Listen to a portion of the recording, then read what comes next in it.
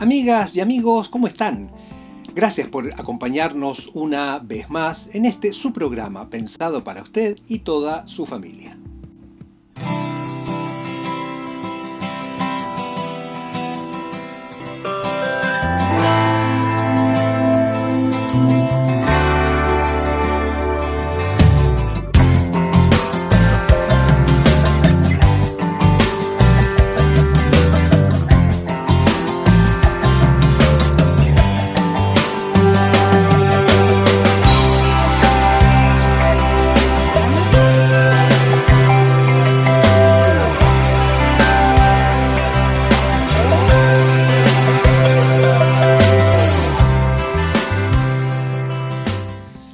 Bien, amigas, estamos nuevamente juntos y debemos, la verdad que debemos comentar algunos hechos que han sucedido en estos días.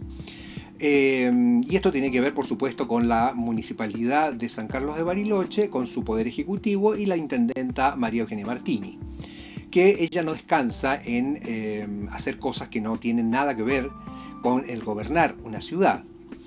La primera cosa que ella hizo, el primer desatino que cometió, fue pedir la renuncia del presidente de la Cooperativa Eléctrica de Bariloche, aduciendo razones que no tienen absolutamente nada que ver con el funcionamiento de la Cooperativa Eléctrica de Bariloche. No nos debemos olvidar que él es un abogado y que puede ejercer su profesión libremente y como tal puede defender a quien quiera.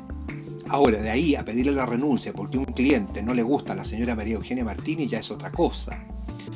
Eso por una parte nos parece grave, que la intendenta se inmiscuya en una cooperativa eléctrica que es la cooperativa más importante, no sé si de la Patagonia, pero por lo menos de la provincia de Río Negro, y que además funciona aparentemente bien. Entonces no podemos permitir que el inmiscuirse de nuestra intendenta en asuntos que no tienen que ver con la municipalidad no nos parece que esté bien, no nos parece que esté correcto. Y si se inmiscuye en esto, no solo es exclusivamente por su responsabilidad, primero de inmiscuirse en cosas que no le corresponden, y segundo, porque no fiscaliza y no hace lo que tiene que hacer. El problema con la cooperativa también, 3 de Mayo, que es la cooperativa ex cooperativa o ex empresa de transporte colectivo de pasajeros, concesionada por la municipalidad hace muchos años. El problema que tiene esta cooperativa que se disolvió, que llamaron a la quiebra y una serie de cuestiones legales porque ya no funciona más, una de las razones fundamentales es porque la municipalidad nunca fiscalizó seriamente esto. Entonces, como la municipalidad está ausente de esto y de muchas otras cosas más, suceden estas cosas. Y los empresarios evidentemente se agarran de cualquier excusa para no pagar sueldos o para justificar otros gastos o para desviar dineros o para lo que fuere. Pero si esto no está controlado por el Poder Ejecutivo, que le correspondería hacer, porque no nos olvidemos que es un transporte colectivo público de pasajeros. Y en eso tiene que ver la municipalidad porque es una concesión de la municipalidad, por lo tanto, tiene que estar ahí fiscalizando. Pero la señora María Eugenia Martini no lo hace. Otra de las cosas que tiene que ver con esto justamente es con en la terminal de ómnibus, que tiene alguna relación con esto del movimiento de pasajeros. En la municipalidad tiene un recinto que es este de la terminal de ómnibus, en donde hace un tiempo atrás se conformó una cooperativa de jóvenes maleteros para resguardar su trabajo, proteger su fuente de trabajo, y esto se hizo bajo ordenanza municipal promulgada por supuesto por el Poder Ejecutivo, que fue la señora María Eugenia Martini. Pero esta ordenanza municipal y el Poder Ejecutivo no lo hace valer, no lo pone en práctica. Entonces eso no lo entendemos, porque se supone que este es un gobierno municipal, nacional y popular, como el de gobierno nacional, pero parece que la coherencia no existe en esto, una vez más. Y entonces aparece un señor, Tony Carrillo, que antes había aparecido con actuaciones matonescas con el intendente anterior, y ahora aparece siendo como asesor de patota de la compañía Vía Bariloche, donde llega, agrede a estos jóvenes, los maltratan, pero los agreden físicamente, fue una cuestión grosera y grave. Entonces, esto se produce por la ausencia, por supuesto, de la municipalidad. Y suma y sigue. La señora intendente, para seguir sumando a estos pequeños detalles que no son tan pequeños, contrata a una asesora en la Secretaría de Hacienda por un sueldo de 27.000 pesos. Como si la municipalidad ya no hubiera contratado a cantidad de personas que no debería, porque la municipalidad está girando en rojo hace meses, y porque vamos a ver cómo va a seguir esto adelante si siguen contratando gente que además no sirve para nada, porque es cuestión de ver quiénes contratan, cuáles son los currículum de estas personas y cuáles son las labores que se supone que tienen que cumplir. Entonces nos parece que esto no va más, señora intendenta. Creo que su forma de gobernar, y no solamente lo creo yo, estamos muchos de acuerdo en eso, fíjense en los diarios digitales y escuchen las radios, para darse cuenta del descontento que existe en la ciudadanía.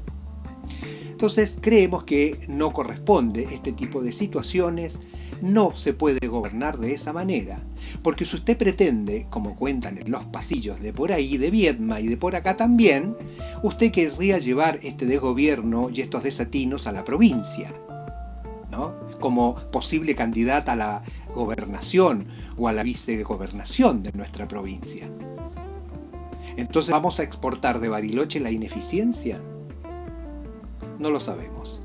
Pero esperemos que la gente en la próxima elección sepa votar, porque estamos padeciendo estos manejos oscuros de concesiones extrañas, de concesiones a dedos y todos a amigos del poder. Ya veremos. ¿Escuchás hablar de sexo todo el día? Mucho doble sentido. Pero lo que realmente tiene sentido es que te cuides. Y no hablo de los postres. Mirá lo que llevo a mi cartera. El preservativo es el único método anticonceptivo que no solo previene un embarazo no deseado, sino que también te protege de enfermedades como el VIH-Sida y otras enfermedades de transmisión sexual. Cuidarte es un orgullo. Que no te dé vergüenza.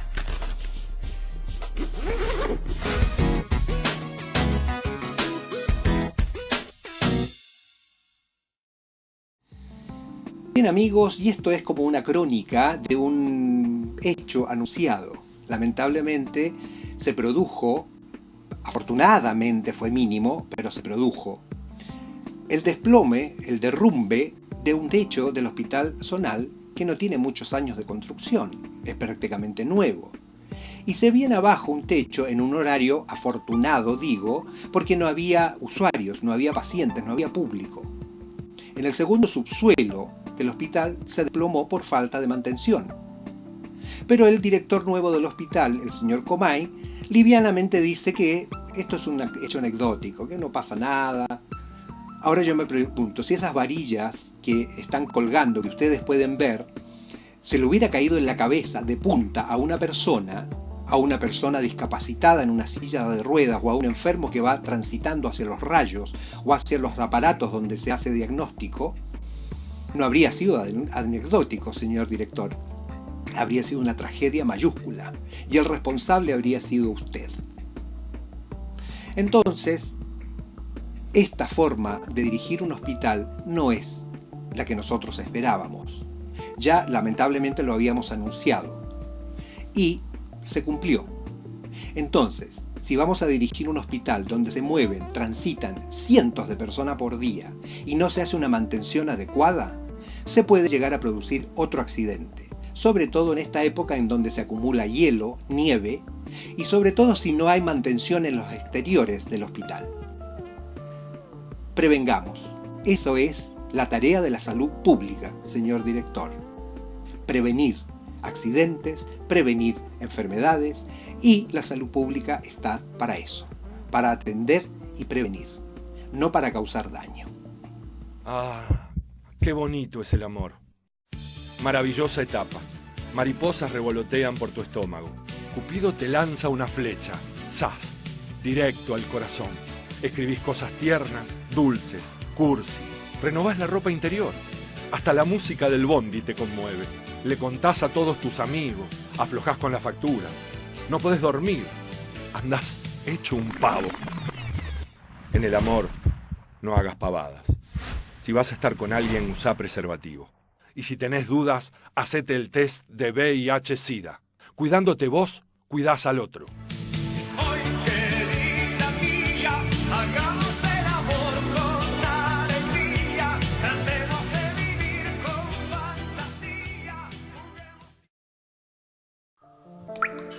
Imagina lo que otros viven. Imagina que vives en tu territorio y un día llega la gran minería. El río en el que pescabas para conseguir el alimento de tu familia se empieza a secar, desaparece. La tierra que cosechabas se muere, ya no nace nada allí. El aire que respirabas ahora se mezcla con el polvo de esos minerales. Por eso caminas, desplazándote de tu tierra, dejando atrás tu historia, tus raíces. Ahora imagina que tú puedes hacer algo para frenar la gran minería. Únete a la campaña en contra de la gran minería en Colombia. La gran minería envenena. Eres tú quien la frena.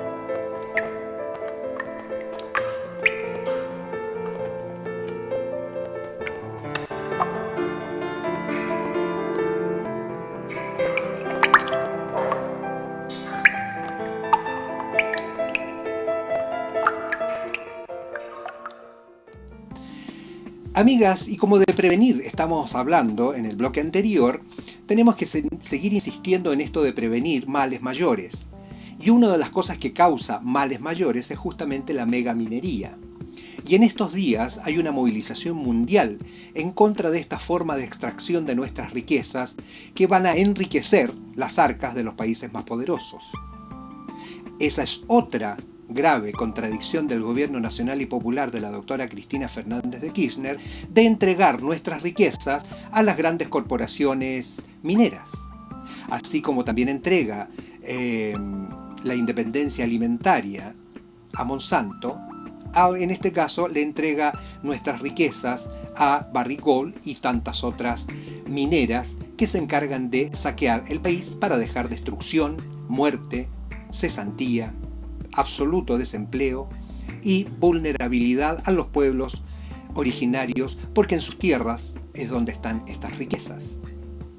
Creemos que la forma de gobernar no es esta, que beneficia a los grandes consorcios internacionales sin dejar en el país nada de nada, solo destrucción. Nos sumamos, por supuesto, a esta movilización mundial en contra de la megaminería porque sabemos exactamente y hemos visto en la práctica, en el terreno, cuáles son los daños que producen, cuáles son los desastres que dejan cuando se retiran estas mineras, y todo el resto de que nos quieran vender son, una vez más y después de 500 años, espejitos de colores.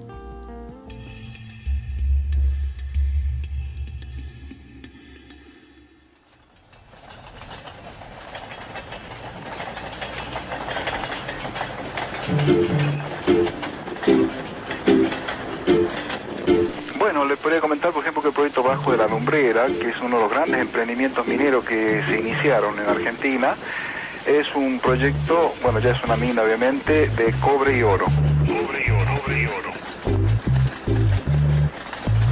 Lamentablemente el Estado provincial no tiene control de lo que sacan, ni siquiera el Estado nacional.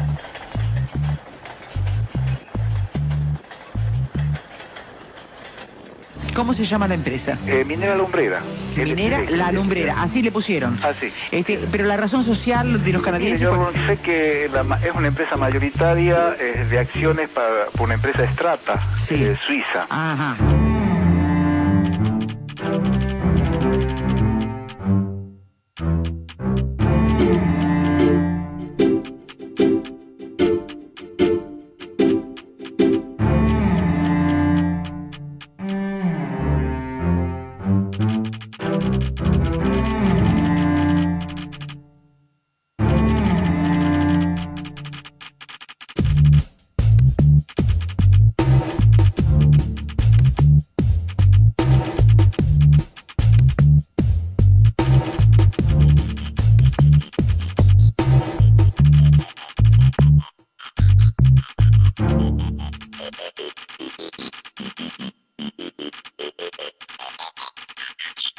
Pasa que es una empresa muy volátil, está Claro. permanentemente cambiando. ¿Cómo son esas empresas? Los Claro, dueños. claro. Es como una especie de estrategia también. Claro que lo hacen a propósito para no ser detectados en sus homicidios.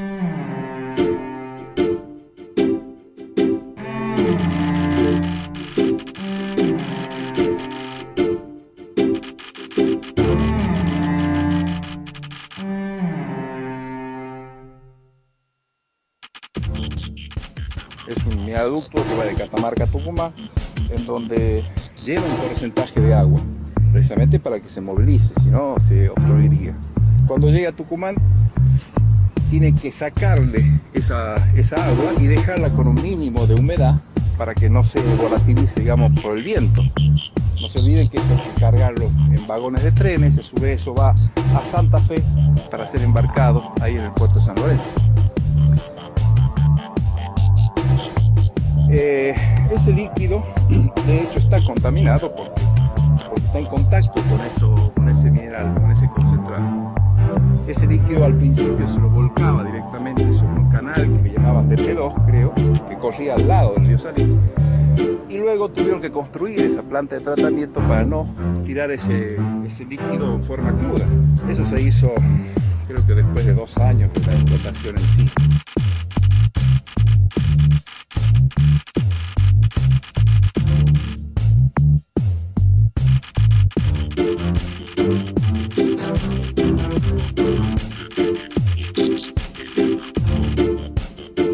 Siempre se dijo que iba a haber un efecto multiplicador de las economías, no hubo absolutamente todo lo que dijo el nada. neoliberalismo, claro. Estamos a finalizar el proyecto Alumbrera, quedarán 3 o 4 años más, según lo que informan ellos, y se habrá agotado los 6.000 millones de dólares en riqueza que teníamos ahí, y prácticamente nos diremos, bueno, lo tuvimos, y así se fueron.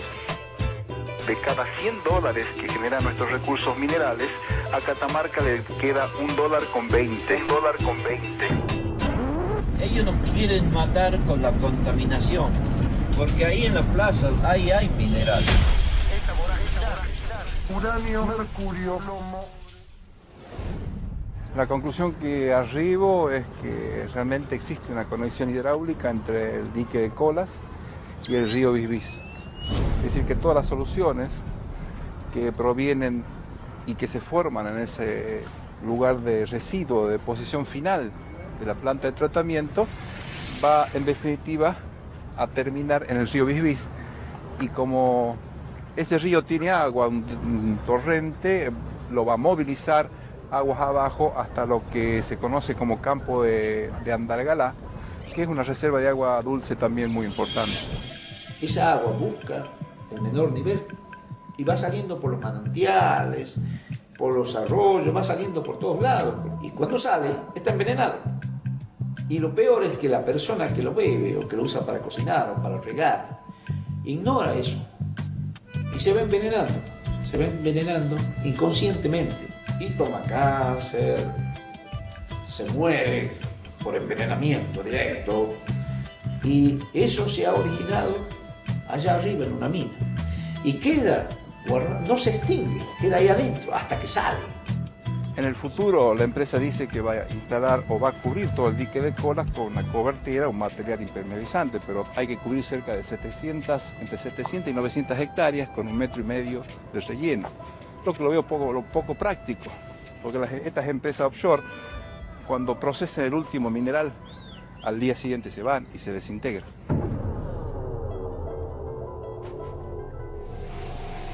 Será Alumbrera, probablemente dentro de 10 años se vaya del área de mina, y como no va a haber control y como existe una conexión hidráulica, el sistema de retrobombeo va a haber que mantenerlo.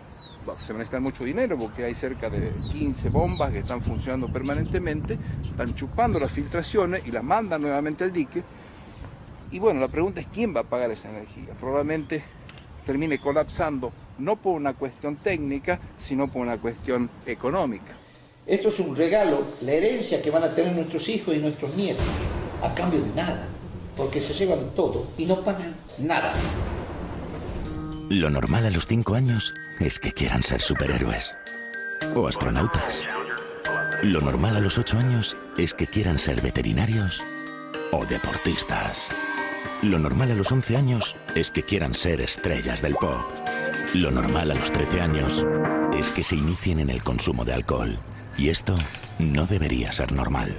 Hablar con ellos hoy evitará un mal trago mañana.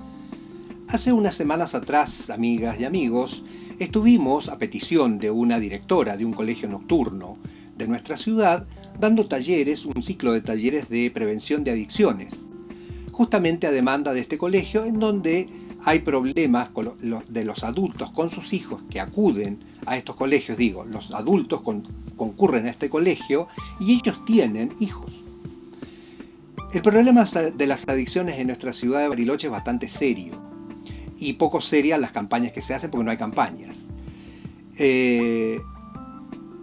La verdad fue una experiencia enriquecedora, muy enriquecedora, por el diálogo, por la discusión, por los puntos que se plantearon, por las, ¿qué podemos decir?, las inquietudes que surgieron de ahí, y las críticas a la falta de políticas de prevención en adicciones.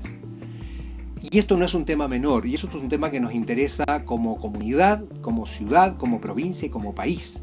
Ya sabemos que la droga en la Argentina está y llegó desafortunadamente para quedarse, por lo que hemos conocido por la prensa y por las consecuencias que tenemos. Nuestra ciudad es una fuente de consumo en esta época del año, en donde vienen muchos turistas de mucho poder adquisitivo y en donde acá la droga llega y circula, pero a lo loco. Entonces estas familias que no tienen acceso, estas personas de la ciudad, que no tienen acceso a estas drogas, sino que tienen acceso al paco y a estas drogas de pésima calidad, son las que más sienten y resienten los efectos de esto. Entonces, como experiencia y como conversación, como diálogo con estas personas, con estos alumnos adultos, de edad mayor, de edad intermedia y algunos jóvenes, bastante jóvenes, decían, me planteaban esto de que, ¿pero qué vamos a hacer nosotros? ¿Qué podemos hacer cuando está todo el mundo metido acá? El poder político, el poder económico, los empresarios, la policía, están todos metidos en esto. Entonces, ¿qué podemos hacer nosotros? ¿Qué sacamos con denunciar? Porque nosotros, es cierto, podemos llamar a una línea que hay de denuncia de casos de venta de droga y todo. Pero si nosotros sabemos quiénes son los que venden la droga, todo el barrio lo sabe. Todo el barrio sabe quiénes están acá. Y siguen estando acá a pesar de las denuncias telefónicas que se hacen. Que hemos visto encuestas en la televisión, en los diarios, que hay un número enorme, 300 y algo de denuncias. ¿Pero qué se hacen con esas denuncias? ¿Solo para tener un número de estadística que en la línea de reclamo sirve? Pero ¿y los resultados y los seguimientos de eso están? ¿Dónde están? Si la inquietud de la ciudadanía sigue exactamente lo mismo. Entonces, una de las sugerencias que nosotros hicimos en estos talleres, era que, partiendo desde el núcleo más pequeñito de la familia, que es la familia, nosotros podemos colaborar con algo. Y incluso desde el punto más pequeño del núcleo familiar, es decir, de un individuo de esa familia, siendo solidario un individuo, podemos lograr muchísimo. Y lo podemos lograr absolutamente en paz. Y eso es lo interesante de esta propuesta que surgió desde ahí. Que yo creo que nadie descubrió la pólvora. Pero solo recordar que como seres humanos que habitamos en comunidad, si no le prestamos atención al vecino, al amigo, al pariente, al nieto, al sobrino o al hijo, si no le prestamos oreja, nunca nos vamos a enterar cuáles son sus inquietudes, sus frustraciones, sus anhelos. Nunca. Entonces eso nos puede llevar a una adicción, a una ludopatía, a una vía de escape cualquiera sea, que finalmente se puede llegar a convertir en adicción. Entonces, si desde el núcleo más pequeño, que es un individuo en una familia, podemos diversificar esta inquietud y ser solidarios con el vecino, con el pariente, con el barrio, podemos ir captando opiniones, voluntades, para ir combatiendo desde nosotros, desde la comunidad, el narcotráfico, el micronarcotráfico y, en la práctica, dejando sin negocio a quienes hacen negocio con esto, que finalmente es los jóvenes, las y los jóvenes de nuestras comunidades. Entonces, como una posible solución, es el escuchar un poco más, el dejar un poco más los mensajitos de texto y comunicarnos, mirarnos a los ojos, saber qué piensa el otro, pero mirándonos, escuchándonos frente a frente, compartiendo un mate, un café, sintiendo el olor del otro, no mirando la marca de un teléfono celular. Así podemos llegar a tener grandes soluciones para estos grandes problemas que son las adicciones. ¿Podés distinguir cuál de estas mujeres es trabajadora sexual?